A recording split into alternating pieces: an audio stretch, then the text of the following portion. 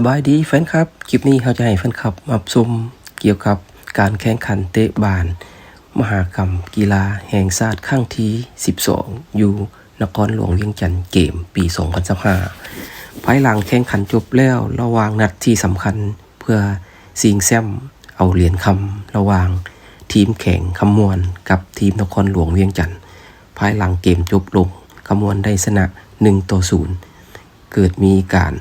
อารวาสหรือว่ามีการโวยวายจากนักเตะบาสนครหลวงเวียงจันทร์ต่อกับคณะกรรมการสาเหตุหลักๆอาจจะเกิดความบ่พอใจหรือว่าบ่มีความจะแจ้งใดหนึ่งที่เกิดขึ้นอยู่ในการแข่งขันแต่ว่าก็เป็นเหตุการณ์หนึ่งที่เกิดสุลมุนกันแต่สิ่งที่สำคัญใน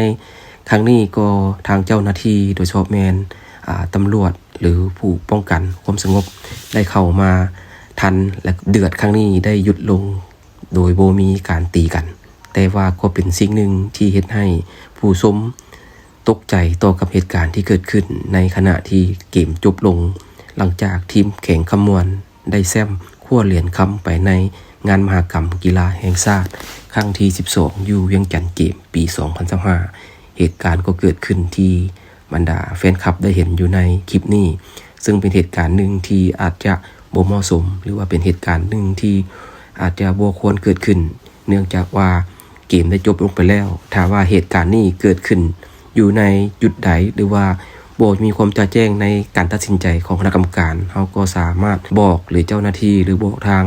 ทีมงานที่รับผิดชอบเบิ่งคืนต่อกับเหตุการณ์ที่เฮาคิดว่ามันบ่ถูกต้องหรือว่ายังบ่ชัดแจ้ง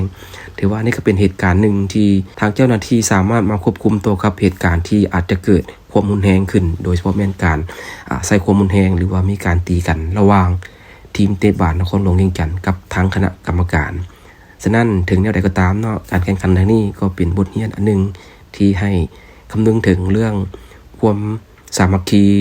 เรื่องมีน้ำใจสปิริตของนักกีฬาแล้วก็เบิ่งความภาพพจน์ในการแข่งขันระดับชาติแล้วก็มีการถ่ายทอดสดออกไปนอกประเทศและก็ทั้งภายในประเทศซึ่งเป็นเหตุการณ์ที่จะบ่เหมาะสมต่อกับสาวหนุ่มเยาวชนที่เห็นเหตุการณ์การใช้ความรุนแรงหรือว่าน้ำใจนักกีฬาในเหตุการณ์นี้ฉะนั้นฝากมายังแฟนคลับเนาะรับชมคลิปนี้หวังว่าคลิปนี้จะเป็นคลิปนึงเพื่อเตือนสติให้สาวหนุ่มเยาวชนที่เป็นนักกีฬาโดยเฉพาะแม่นนักแข่งขันระดับชาติระดับประเทศควรมีวินัยควรมีความเป็นสุภาพความเป็นสปิริตให้ออกมาอันนี้แม่นภาพประกอบที่ทางทีมคำมวล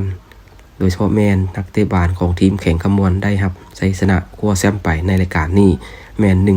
1-0จากการแข่งขันระหว่างทีมแข่งคำมวลและนครหลวงเวียงจันทร์ขอขอบใจ